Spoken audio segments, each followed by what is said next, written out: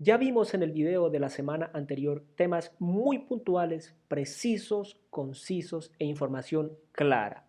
Documentación, evidencias, en lo que tiene que ver con la parte de historicidad, en lo que tiene que ver con la parte arqueológica, incluso con la parte científica de lo que a la Biblia se refiere. Así que en esta segunda parte vamos a concluir y vamos a cerrar con algunos puntos muy importantes que nos hacen falta.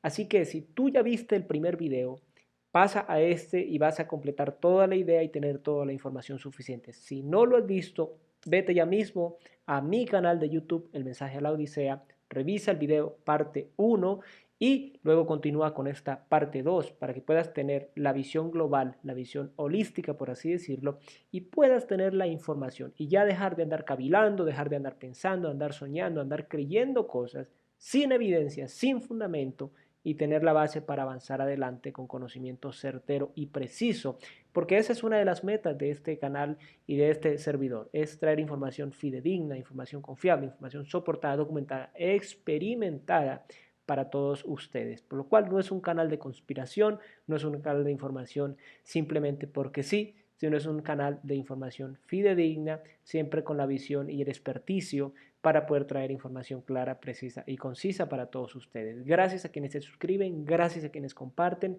gracias a quienes me están siguiendo en otras redes como consecuencia de este material que se está compartiendo. Y sin más, vamos allá, ya comenzamos.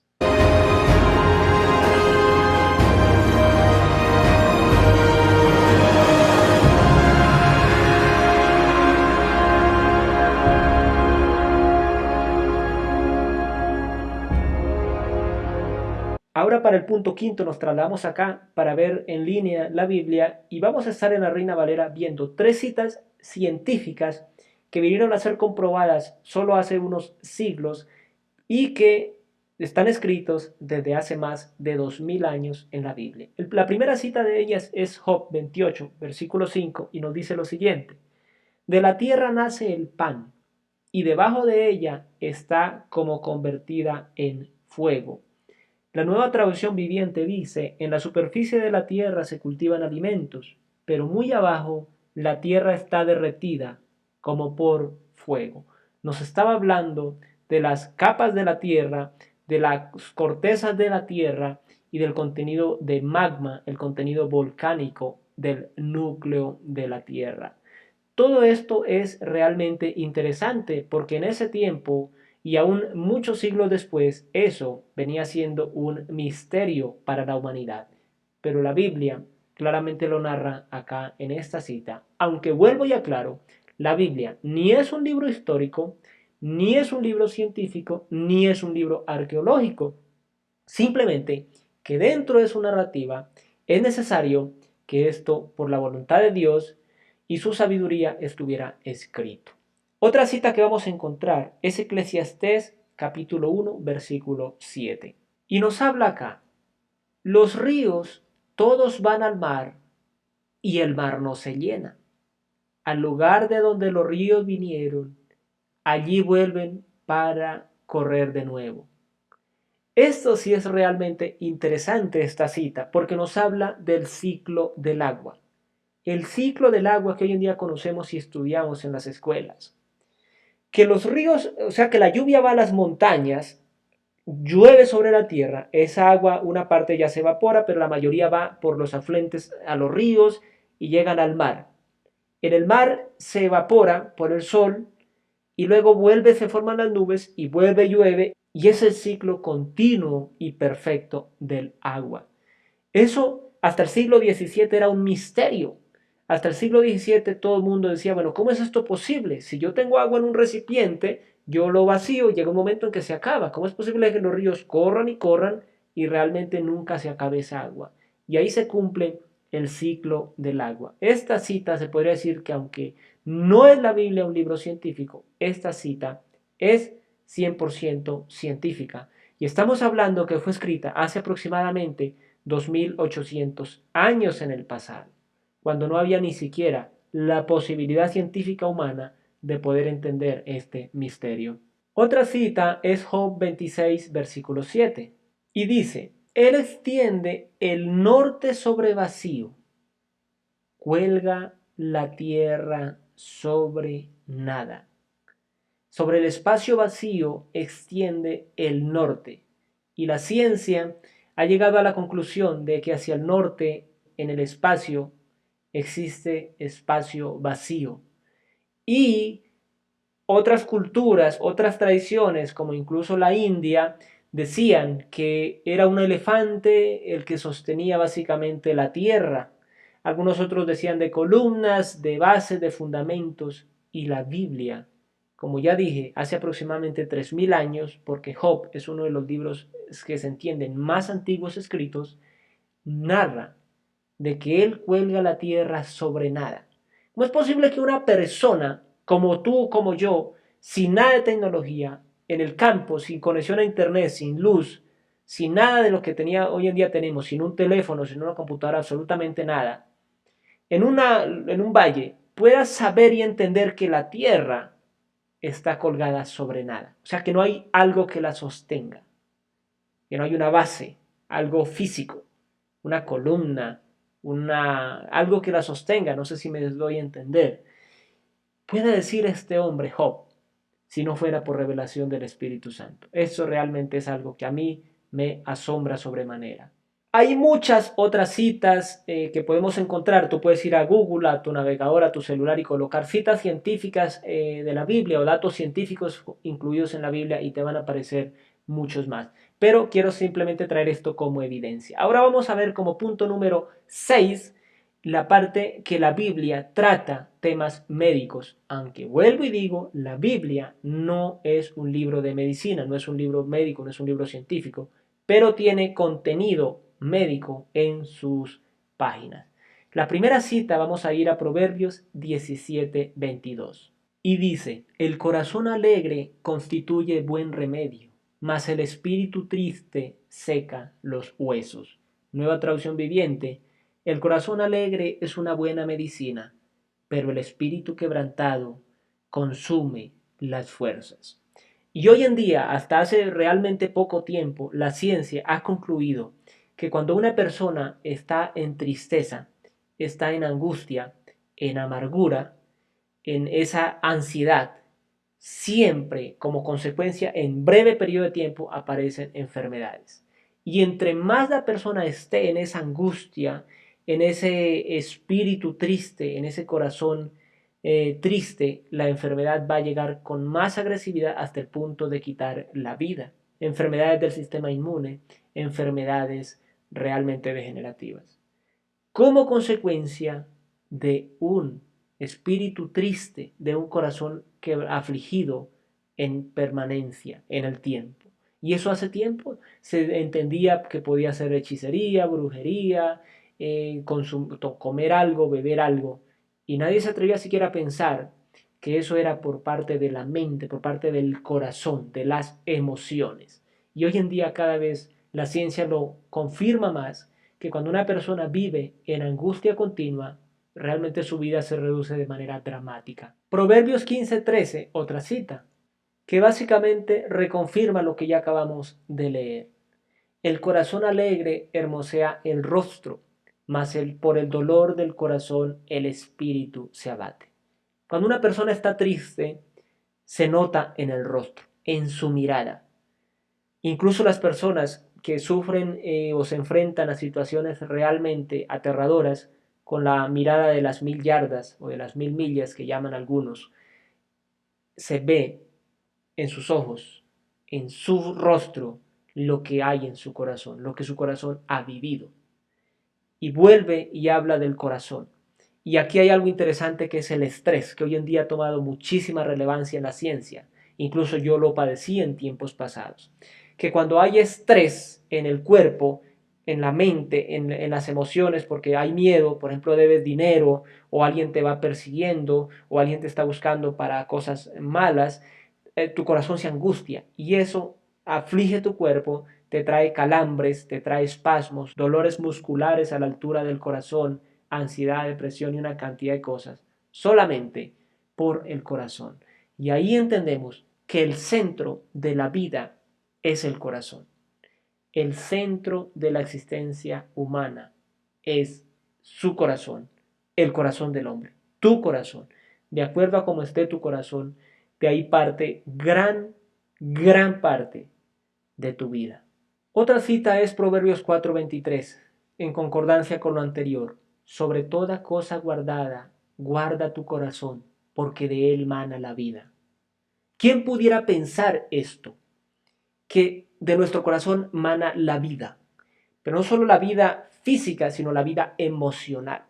Cuando no guardamos nuestro corazón, y esto lo ha descubierto la psicología clínica, la parte científica con la parte emocional, toda esta ciencia tan compleja que existe hoy en día, de que cuando el corazón lo damos a cualquier persona, nos hieren, nos volvemos rencorosos, nos volvemos precavidos, miedosos, temerosos, nos volvemos inmiscuidos en nosotros mismos, odiamos, aborrecemos, cobramos venganza, cuando no guardamos nuestro corazón, cuando no mantenemos nuestro corazón en paz, nuestra vida se vuelve una miseria. Eso es algo realmente maravilloso. Ezequiel 16:4 y nos dice, y en cuanto a tu nacimiento, el día que naciste no fue cortado tu ombligo, ni fuiste lavada con aguas para limpiarte, ni salada con sal, ni fuiste envuelta con fajas. Esto tiene un significado en la parte del nacimiento, del parto, de los bebés, muy importante para el nacimiento, y así era básicamente como las parteras atendían a los recién nacidos, a los partos en ese tiempo. Cortar el ombligo. Se ha sabido por la ciencia en tiempo moderno que no cortarlo atribuye realmente unas consecuencias terribles para el niño y tanto para la madre. Y también el tema de que sea básicamente lavado con agua para limpiar y salada con sal, ni fuiste envuelta con fajas. Esto tiene un proceso para los niños recién nacidos. Y aquí la Biblia lo está narrando en una manera quizá poética, quizá dramática, quizá un poco como llamémosla melancólica, sí, pero está realmente incluyendo una parte científica acerca de los bebés. O sea, si tú estás en una granja por allá alejada de la ciudad y sucede el nacimiento de un bebé, con este solo versículo ya podrías tú básicamente llevar a cabo un parto de manera exitosa, ¿sí? Del cuidado de la criatura de manera exitosa. Entonces, eso es algo realmente maravilloso. Como evidencia número 7 o punto número 7, vamos a hablar de la cantidad de manuscritos o de textos antiguos que corroboran los que tenemos hoy en día, acercados hacia los originales, los primarios documentos que se escribieron. La Biblia tiene alrededor del mundo, ya se han encontrado aproximadamente 6.000 manuscritos, 6.000 textos, papiros, rollos, etcétera, etcétera, a lo largo de la historia humana, aproximadamente 6.000, y cada día pues obviamente esto avanza porque se hacen nuevos descubrimientos que nos acercan. Incluso hay escritos como fue los descubrimientos de los rollos del Mar Muerto 250 años antes de Cristo, hasta 66 después de Cristo. O sea, cuando estaba ocurriendo la historia, estaba siendo almacenada, redactada y almacenada, narrada hacia atrás en la parte del Antiguo Testamento cuando estaba ocurriendo. Es como si estuviera yo aquí grabando este video acá y tuviera una cámara aquí grabando lo que estoy haciendo, lo que está sucediendo en la realidad y estoy guardando las cintas. Es algo realmente asombroso y eso ningún otro libro lo tiene. Ningún otro libro narrativo, porque la mayoría de historias generalmente se escribe cuando los sucesos ya han ocurrido, los sucesos. Pero aquí vemos una realidad maravillosa con los rollos del Mar Muerto. Entonces, vemos obras que nosotros, lo más interesante es que no ponemos en duda escritos como los de Aristóteles o los de Platón. No los ponemos en duda. Y de Aristóteles solamente hay alrededor de 7 manuscritos antiguos y con una diferencia aproximada de 1000 a 1400 años entre que existió el autor, el filósofo Aristóteles, y el primer libro manuscrito, como se llame, del que hay constancia o existencia. 1000 años, incluso más. Eso es realmente asombroso. En ese tiempo pudieron haber muchas alteraciones, muchos cambios. Y solamente 7, y no lo ponemos en duda. Lo creemos porque así nos lo enseñaron en la escuela, porque así lo hemos leído, porque tenemos un libro donde recopila esas narrativas y ya lo creemos por cierto, lo damos por sentado, incontestablemente. Eso es un absurdo realmente. Respecto de Platón, tenemos alrededor de 49 manuscritos. Y como igual que Aristóteles, la diferencia entre el autor a la primera obra de la que se tiene constancia hay aproximadamente 1000 años. Y también lo damos por sentado y lo creemos y lo tomamos por cierto. Cuando la evidencia 49 a 6000 es abrumadora, incontestable, y manuscritos de la Biblia del primer siglo, incluso antes de Cristo, en nuestro poder, en los museos, en el poder de la humanidad, ahí narrando lo que estaba pasando.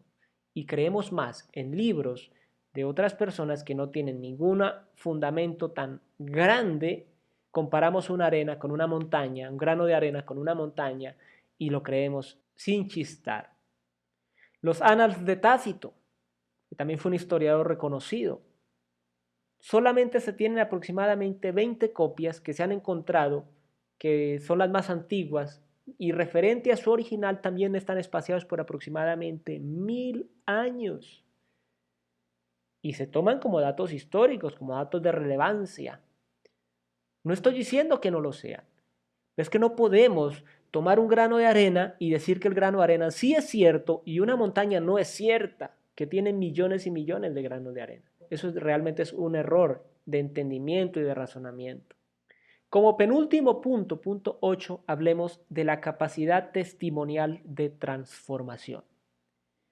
En todos los libros, hablo desde mi primera persona en adelante, en todos los libros que yo he leído me han aportado frases, me han aportado ideas, me han aportado comprensiones, entendimiento, razonamiento, técnicas, etcétera, para hacer muchas cosas, finanzas, relaciones personales, etcétera, etcétera. Pero ningún libro me ha transformado tanto como la Biblia.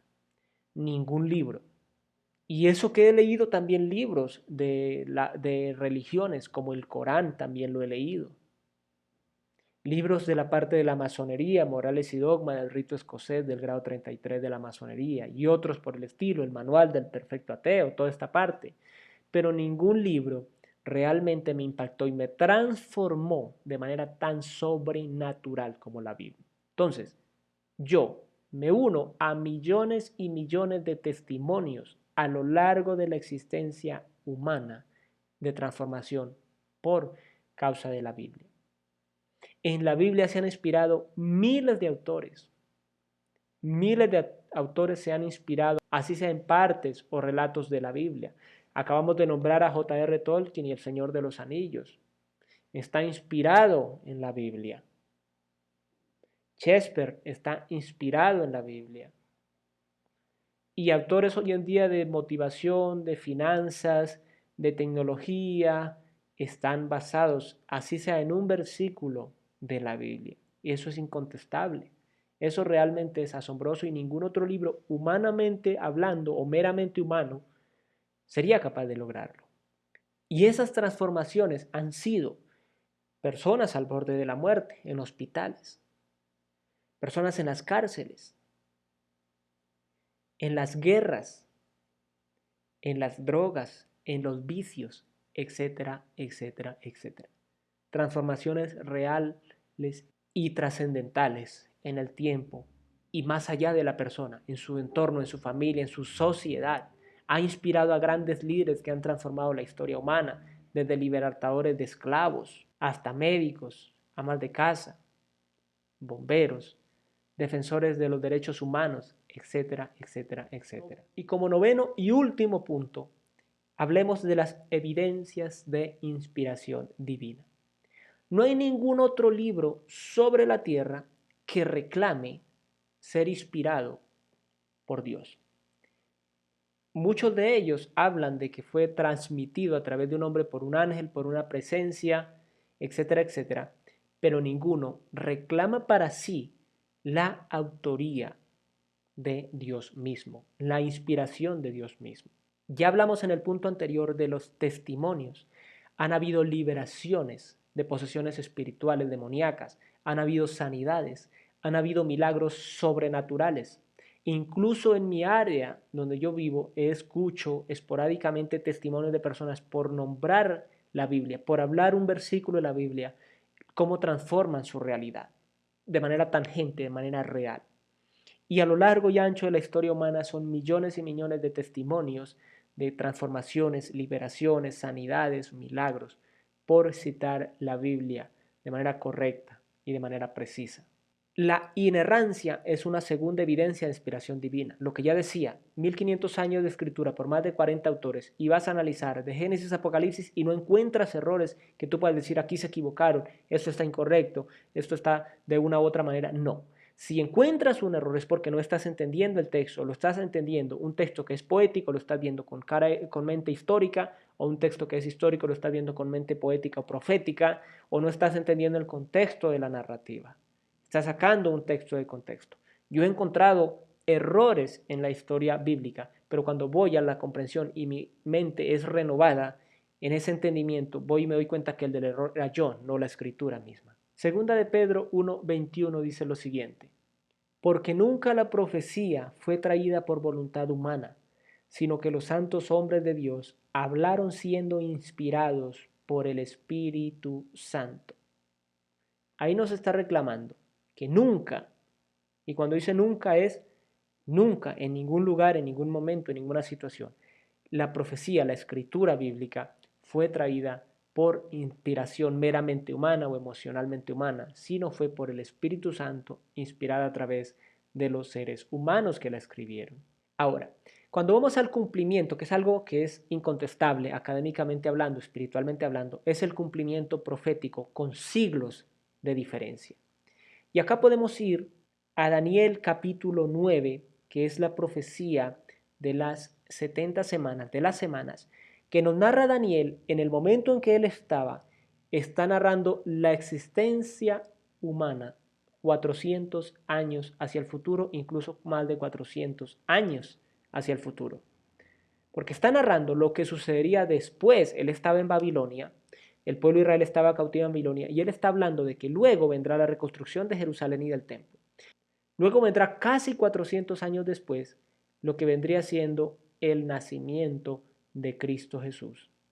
Su crucifixión, muerte y resurrección incluso apunta hacia el fin de los tiempos.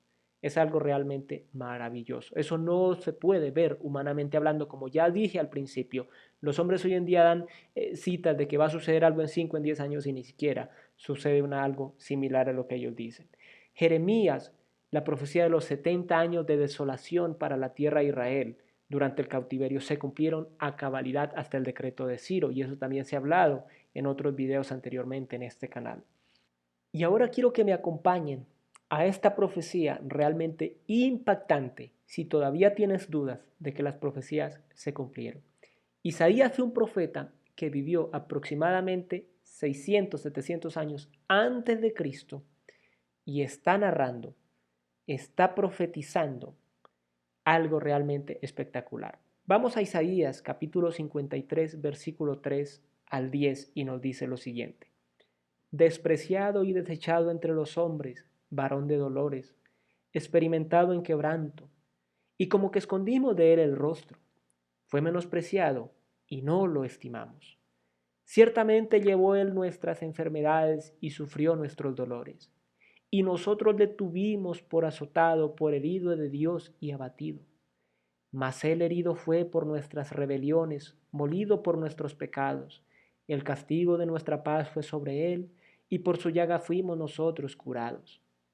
Todos nosotros nos descarriamos como ovejas, cada cual se apartó por su camino. Mas Jehová cargó en él el pecado de todos nosotros. Angustiado él y afligido no abrió su boca. Como cordero fue llevado al matadero, y como oveja delante de sus trasquiladores, enmudeció y no abrió su boca. Por cárcel y por juicio fue quitado, y su generación, ¿quién la contará? Porque fue cortado de la tierra de los vivientes, y por la rebelión de mi pueblo fue herido. Y se dispuso con los impíos su sepultura, mas con los ricos fue en su muerte, aunque nunca hizo maldad ni hubo engaño en su boca. Con todo esto, Jehová quiso quebrantarlo, sujetándole a padecimiento. Cuando haya puesto su vida en expiación por el pecado, verá linaje, vivirá por largos días, y la voluntad de Jehová será en su mano prosperada. ¿De quién está hablando? De Jesucristo. Aproximadamente 600, 700 años antes lo está profetizando. Haz de cuenta que en el 1400, 1500 se profetiza algo que sucedería en este tiempo y sucede perfecta, clara y concisamente. Como si ese hombre que vivió hace 600 años tuviera la voluntad para determinar y aparecer en este tiempo y hacer que se cumpla exactamente lo que él predijo hace 600 años. Humanamente, eso es absolutamente imposible.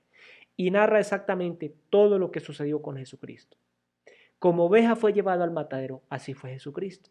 Murió con los delincuentes, con los criminales, pero fue sepultado con los ricos, porque fue en una tumba preparada para un hombre rico donde fue sepultado. Pero dice que después de que haya esto hecho, verá linaje, o sea, resucitará, y la voluntad de Dios será en su mano prosperada.